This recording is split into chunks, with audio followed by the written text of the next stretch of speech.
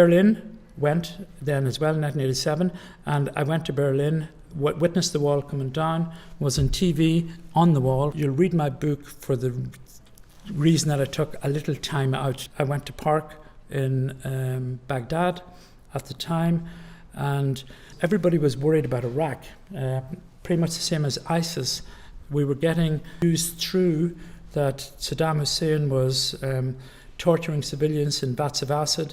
Patients were being watched, or parents were being forced to watch as their children's eyes were taken out. It was a terrible period. But at the time also, I had a great respect, I suppose, for Iran and Iraq as centres of medical knowledge. And I don't know whether you know much about medicine in that period. I've written quite a lot about the influence of Baghdad in Western medicine. If we're honest about it, Western medicine didn't come into its own until after the Industrial Revolution.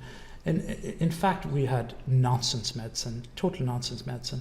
The Catholic Church was responsible for a lot of that. They burnt the libraries in Alexandria, as you know, under Gore in the 3rd century. So all our medical knowledge was destroyed, as was the heliocentric theory of the universe until Galileo came.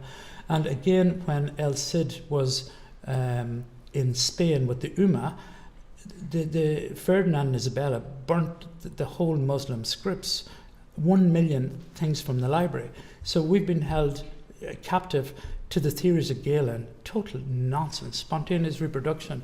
And if you look at some of the battlefield documents from that period, the Franken Moorish, the Franken doctors, for patients that were lying bleeding to death, were getting holes bored in their head and bloodletting, you know, when plaster Paris was being put on to the Muslim troops.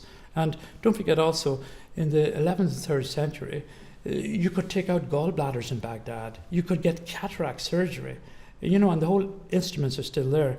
What destroyed Baghdad, of course, was the Mongol invasion, and then they went up and wiped out the Kremlin in that sort of period, Tamerlane the Great. So I wanted, I suppose, to go there for that period as well, and I did, I suppose, take up a job there. Don't forget, this is the centre of civilization as well, Babylon, Nineveh. I lived with the Marsh Arabs, so I used my time very well.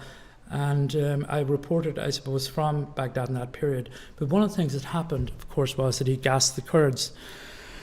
And it's cited because we were getting an awful lot of patients with aplastic anemia coming into ICU from Ibn Sulaimana and Al Abelia in that area. And they were Arabs, they weren't Kurds that we were looking after. I decided to sort of go up into...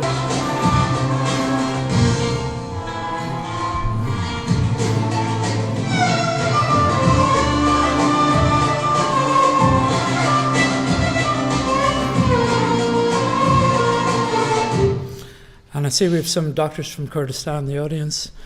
Do you remember that period? You do. Where were you at that stage? Medical student. Medical student. In Baghdad? Yeah. Okay. So I documented, I suppose, Kurdistan in the period, and unfortunately I got arrested up there, and I was given a year's jail sentence, but after 5 days a colonel came into my cell and put a gun beside me, and practically he said, "You think we're all barbarians here?" And I said, "No." And he says, "I know James Joyce, I know Trinity College," and he threw me out the door.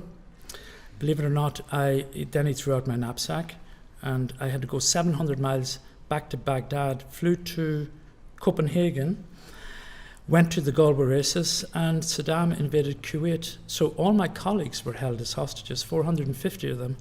I got out on July the 28th, he invaded Kuwait on August the 2nd. So, but a wonderful country, Iraq. It's a pity what has happened to it.